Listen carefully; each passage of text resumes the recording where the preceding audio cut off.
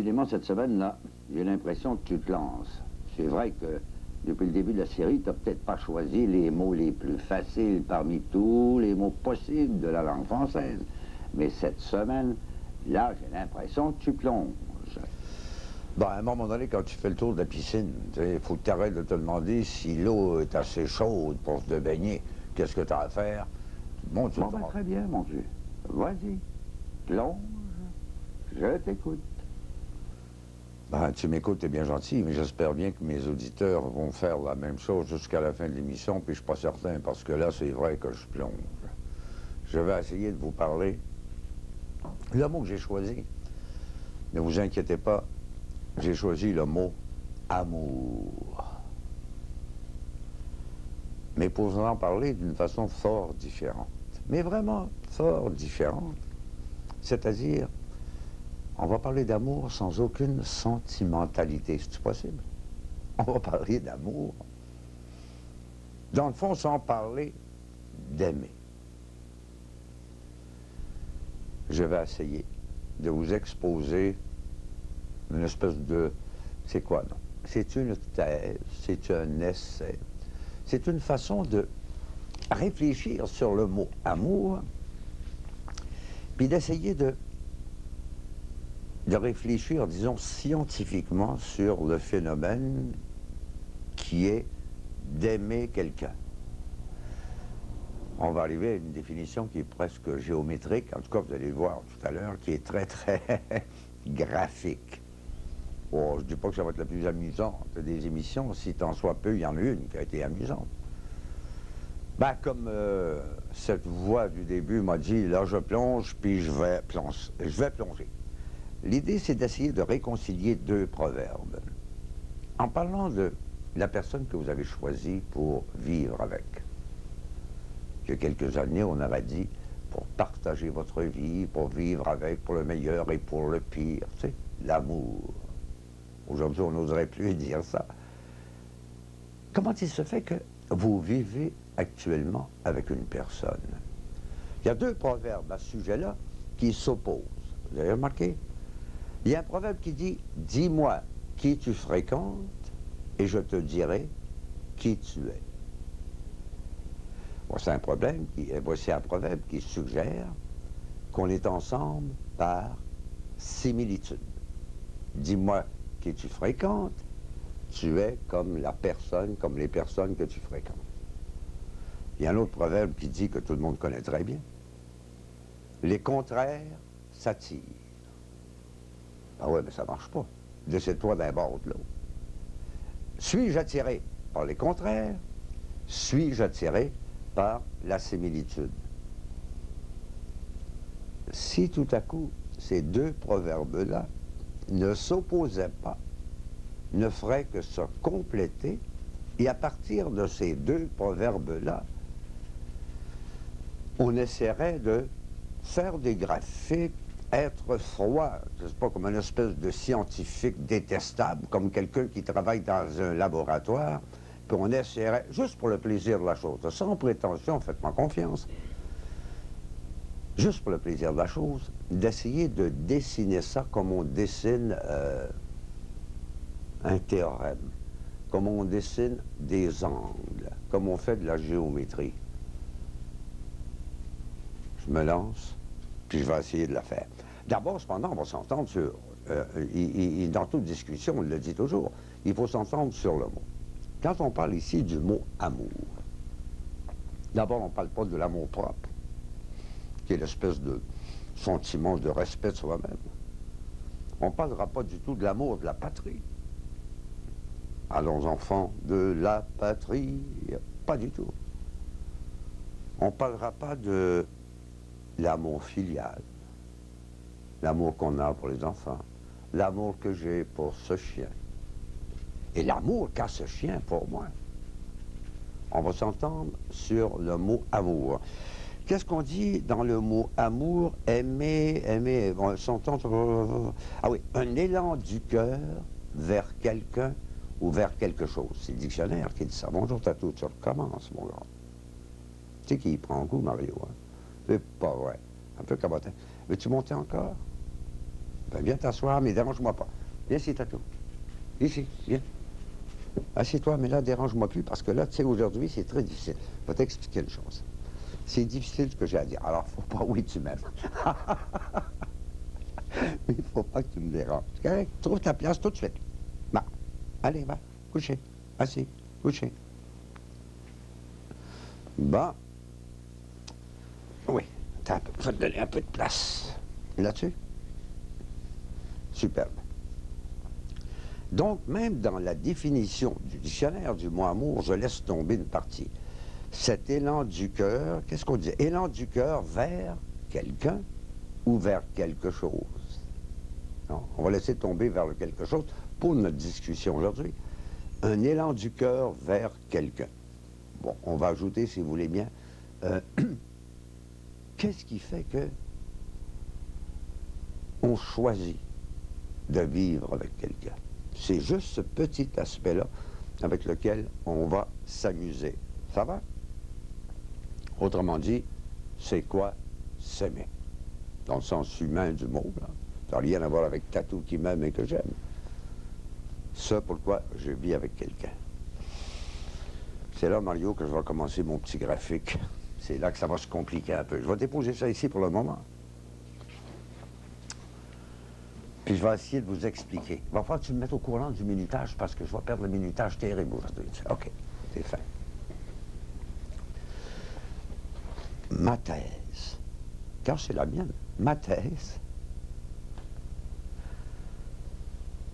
va essayer de définir c'est quoi un homme, c'est quoi une femme, sans pourtant avoir besoin d'aucun détail, sans avoir besoin, par exemple, de dire un homme c'est autoritaire, une femme c'est ceci.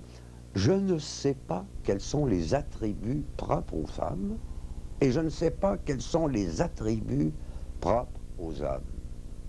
On a tous notre opinion là-dessus. Ah, les femmes sont comme ça. Les hommes sont comme ça. On va essayer de se servir des attributs sans trop les nommer. Si on en nomme quelques-uns de ces attributs-là, ce sera simplement à titre d'exemple, mais ça n'aura pas plus d'importance. Voici la phrase que je vais dire. Alors, tu me fais plaisir, Mario, tu m'écoutes parce que, je sais que tu m'écoutes tout le temps, mais tu vas m'écouter parce que je vais regarder dans tes yeux si je comprends, tu comprends, si je ne le suis pas du tout. Ne vous découragez pas par la définition que je vais dire. On va essayer de se comprendre. 2 secondes. Un jour, j'étais en Abitibi, il faisait moins 40.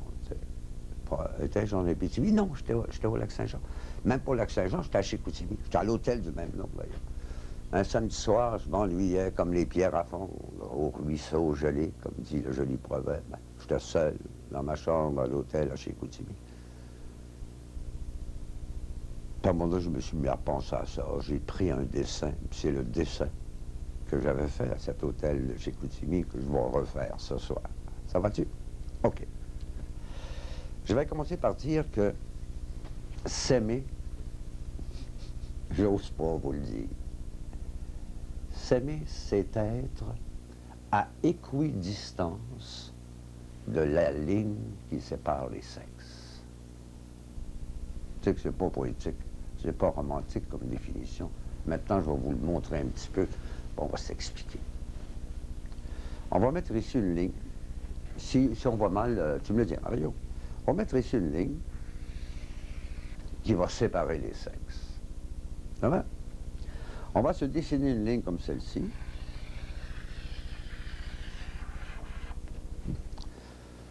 Que nous allons appeler la ligne des attributs. Ça va? Voici une ligne, tu commences déjà à t'ennuyer, tu commences déjà à bailler, tu m'inquiètes avec ton instinct, c'est peut-être que je vais ennuyer tout le monde aujourd'hui. Décourage-moi pas, Tatou. Je vais mettre ici le mot homme, H, ça va? Pardon. Ici, il faut que je me retourne pour ne pas l'écrire à l'envers. Tu sais, quand on écrit à l'envers, femme, ça va? Ça, c'est la ligne des attributs, puis voici la ligne qui divise les deux sexes.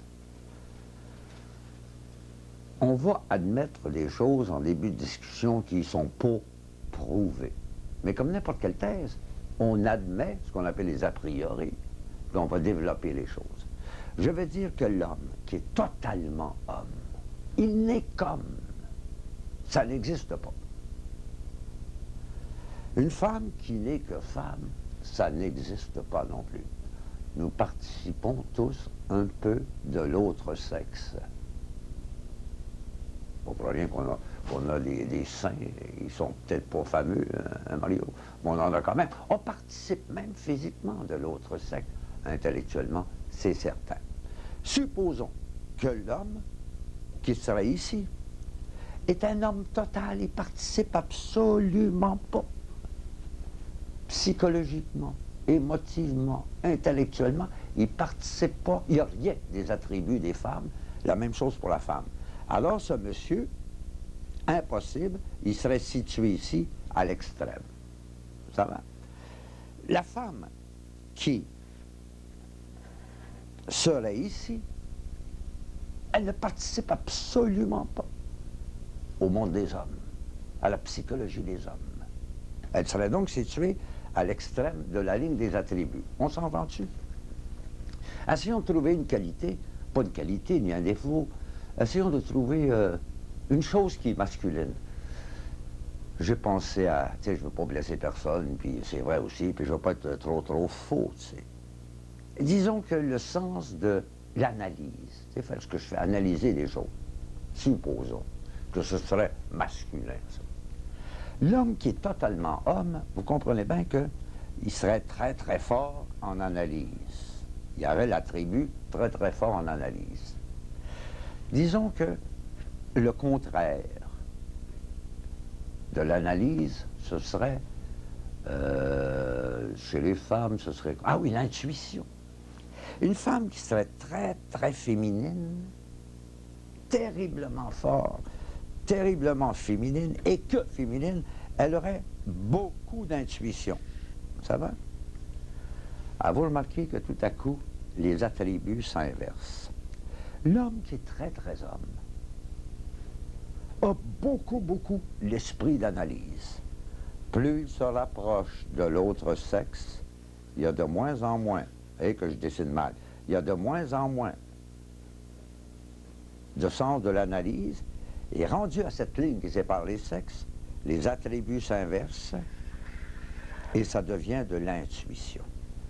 S'aimer, c'est être à équidistance de la ligne médiane des sexes. Cet homme-là, qui n'est que mâle, il va d'instinct choisir une femme qui n'est que femelle, et tous ces attributs vont s'inverser, et ces personnes-là, on voit très bien qu'ils sont à la même distance de la ligne médiane des sexes, la femme et l'homme vont être très heureux ensemble. Comprenez-vous déjà la théorie de ma thèse? S'aimer, c'est être à équidistance de la ligne médiane des sexes. Ils vont s'aimer, ils vont vivre toute leur vie ensemble, ça va être très harmonieux entre eux, mais leurs relations ne seront que complémentaires. Les contraires s'attirent. Supposons que l'autorité amène la soumission. Un homme qui ne serait qu'un homme et qui serait formidablement autoritaire, d'instinct, va choisir quelqu'un, le contraire de l'autorité, supposons que c'est la soumission. D'instinct, il va trouver une femme qui est très soumise, ils vont être heureux ensemble parce qu'ils procèdent par complémentarité, c'est-à-dire que leurs attributs s'inversent. C'est correct? Ça se suit-tu un peu, Mario? Ça se suit jusqu'ici. Correct. On va compliquer les choses, faire bien conscience, puis on va changer de couleur. Vous avez remarqué qu'un homme, il n'y en a pas l'homme. Donc, il n'y a personne qui est situé ici. On peut être situé ici. Voyez-vous qu'on s'approche un peu d'être un peu femelle. Pour un homme qui devient un peu femme, ce n'est pas un homme qui s'amoindrit, ça. Ça, c'est notre éducation qui nous a dit ça. Ce n'est pas nécessairement vrai.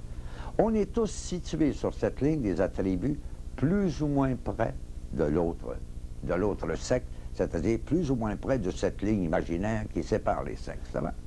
Alors, ce monsieur qui est ici je prétends, va choisir d'instinct une femme qui est à même distance. Voyez-vous que déjà, il y a un peu moins d'autorité. Voyez-vous que déjà, elle a un peu moins de soumission. On parle, à partir du moment qu'on s'approche, les attributs diminuent, le contraire diminue. Mais il n'y a pas rien que ça dans la vie. Il n'y a pas simplement la complémentarité. Il y a l'autre proverbe qui dit « Dis-moi qui tu fréquentes et je te dirai qui tu es ». Prenons maintenant les qualités de l'autre. On ne parle plus de s'inverser, on ne parle plus d'être complémentaire, on parle tout à coup de devenir similaire. Alors on va prendre encore cette femme qui est très très femme et on va prendre une ligne. Toutes les qualités, pas les qualités ni les défauts, les attributs, ce peut être des qualités, ce peut être des défauts. Cette femme, elle n'a aucune des qualités, aucun des attributs qui appartiennent au sexe mâle. Ne me demandez pas quels sont ces attributs-là, je ne le sais pas. Et on n'a pas besoin de le savoir pour la discussion qu'on a. Cette femme qui est totalement femme, voyez-vous qu'elle est à zéro. Mais plus elle va s'approcher de l'autre, plus elle va avoir, plus vont grandir les attributs des mâles. On va faire la même chose du côté des hommes vers les femmes. Cet homme n'a aucune qualité, aucun défaut, aucun attribut des femmes. Il n'y en a aucun attribut des femmes. Mais plus il se rapproche de l'autre sexe, plus ses attributs augmentent. J'aimerais trouver, disons, des deux côtés, tu sais, sans choquer personne et puis sans tomber dans les préjugés. Ben, j'en trouverai peut-être pas. Je parlais de l'analyse, de disons, l'intuition. Cet homme qui est un homme total a aucune espèce d'intuition. Mais si, dans sa nature, il est un peu plus femme, là, il y en a de plus en plus d'intuition. Plus tu te rapproches de l'autre sexe, plus tu participes aux attributs de l'autre. Ce qui expliquerait l'autre proverbe qui dit « Dis-moi qui tu fréquentes et je te dirai qui tu es ». Je prétends que tout homme, toute femme choisit d'instinct la personne à qui il vit parce qu'il est à équidistance de la ligne médiane des sexes. Supposons pas, pour ne pas aller chercher les exemples ailleurs, je suppose que je serais situé ici. Tu sais, encore mâle, assez femelle, d'instinct, je vais choisir une personne, je suis à cette distance-là, je m'en viens à la même distance. D'instinct, je vais choisir quelqu'un qui est ici, c'est-à-dire elle est femelle, elle est mâle, et nous sommes toujours complémentaires. Mais nos relations commencent à se compliquer parce que nous sommes aussi similaires. C'est-à-dire que, en regardant ce couple-là, lui, il adore les automobiles, puis elle va l'aider à travailler dans le Nord. Ils sont similaires. Ils aiment tous les deux la musique, ils aiment tous les deux faire de la peinture. Ce sont des gens qui participent de l'autre sexe. Ils sont complémentaires, mais ils sont aussi similaires. Je prétends que d'instinct, on choisit ça. Ça va-tu? Je vais laisser tomber ça une minute pour poser des graves problèmes sur ma théorie. Je prétends qu'on ne se trompe pas.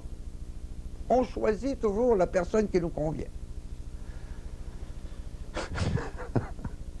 J'ai pas dit qu'on choisissait toujours la personne qu'on voulait.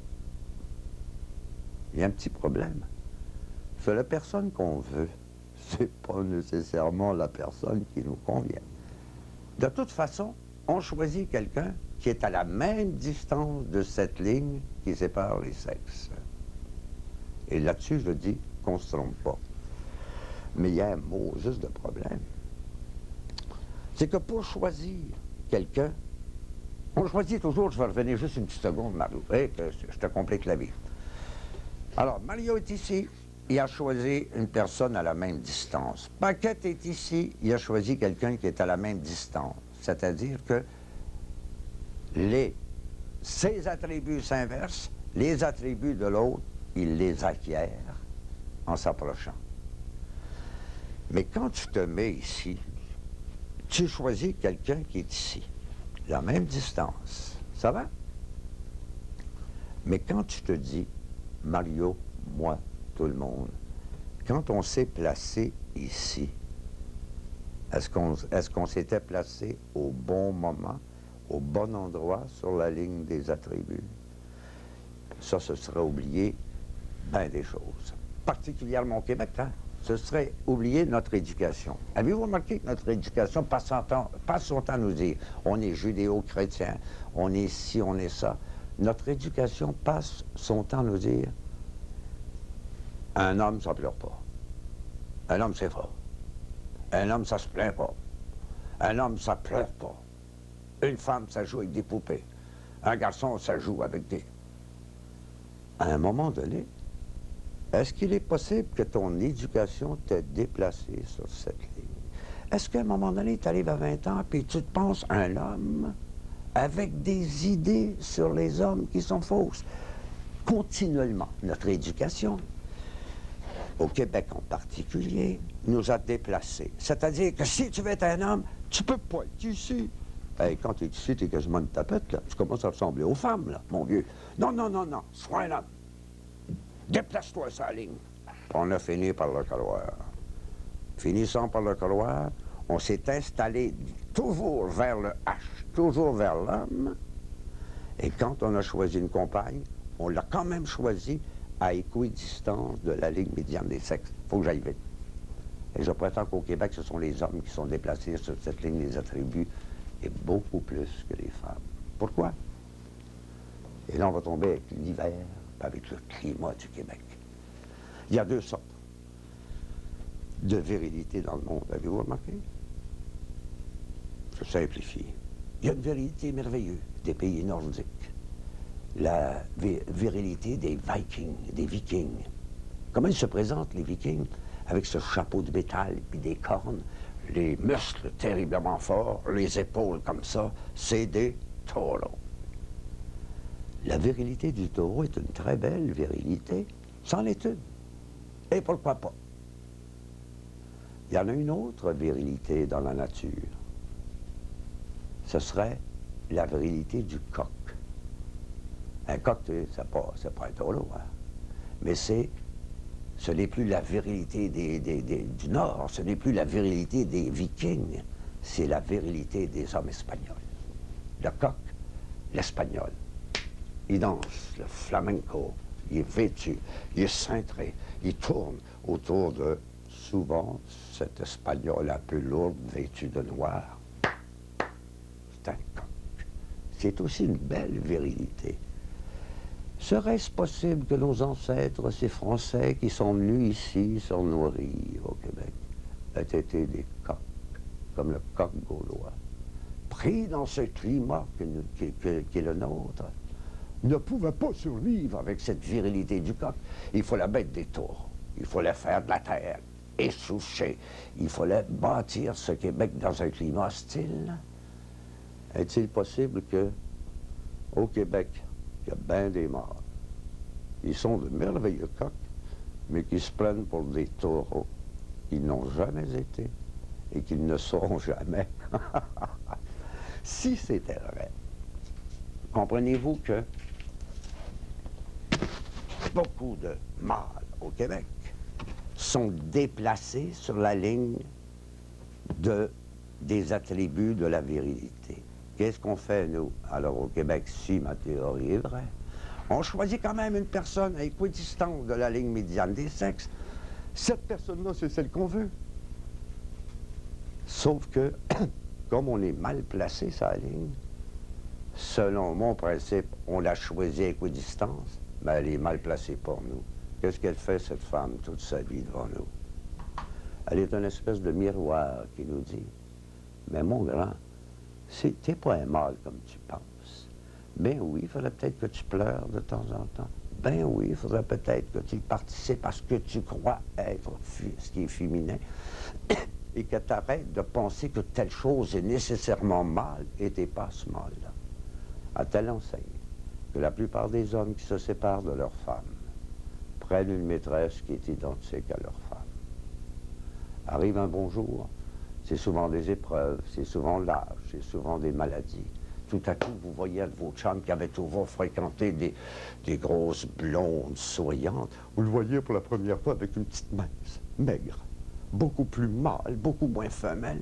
Et tout à coup, vous voyez cet homme-là pour la première fois en harmonie avec sa compagne.